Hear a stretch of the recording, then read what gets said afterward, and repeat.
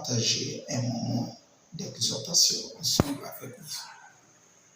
Et nous avons compris que d'après les enseignements que nous donnons aux enfants de Dieu, que sur la terre, il y a l'insécurité. Partout dans le monde, tu trouveras l'insécurité. Il y en a ceux qui fuyaient en Europe avant, qui croyaient que l'Europe, là-bas, il y avait la sécurité. Mais aujourd'hui, avec les réalités actuelles, en Europe aussi, il y a de l'insécurité. En Amérique, il y a de l'insécurité. Donc, partout dans le monde, il y a de l'insécurité. Mais le seul endroit, le seul lieu où Dieu est donné à l'homme sur la terre, où il y a le repos, c'est dans le mariage. Beaucoup de gens ne le savent pas. Voilà pourquoi Satan combat plus sur le mariage. Et dans le mariage, quand un homme est épanoui, il est heureux dans son foyer, peu importe les tribulations, peu importe les difficultés, il pourra le surmonter.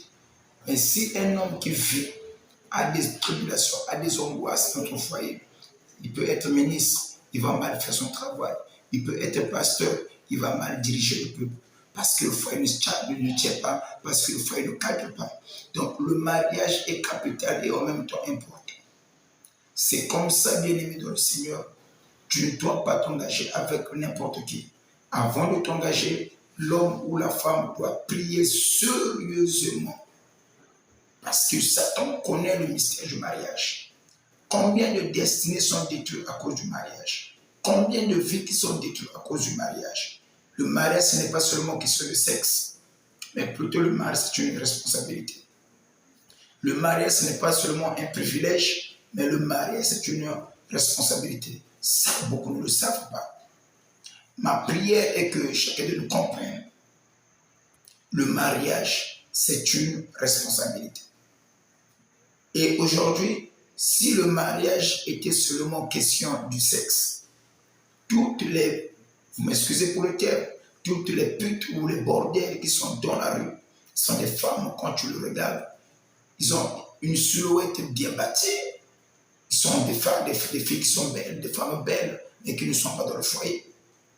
Mais des femmes, quelquefois, qu'on trouve qui ne sont pas trop belles, mais on le voit dans le foyer, on se pose la question, mais que signifie ce phénomène? Alors, le mariage, ce n'est pas seulement la beauté. Et l'homme ne pose pas seulement la beauté extérieure.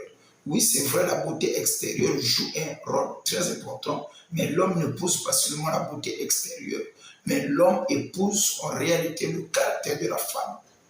Et la beauté, c'est juste pour attirer, c'est pour l'opération du charme.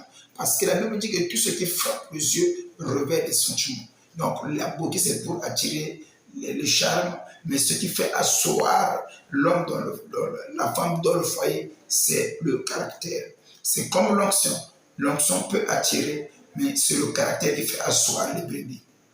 La beauté peut attirer l'homme, mais c'est le caractère qui fait asseoir l'homme, qui fait asseoir la femme dans le foyer. Alors, la véritable beauté de la femme, c'est cette parure intérieure qui a un grand prix que les gens ignorent beaucoup. Donc, la véritable beauté de la femme, ce n'est pas la parure extérieure, mais plutôt la parure intérieure. Mais les femmes d'aujourd'hui, ils prennent plus soin de la parure extérieure, moins ils prennent soin de la parure intérieure qui a un grand prix, qui a de la valeur aux yeux de l'Éternel. Alors, c'était le message que je tenais à vous partager ensemble avec vous, toujours dans le cri de la sentinelle. Que mon Dieu vous bénisse richement.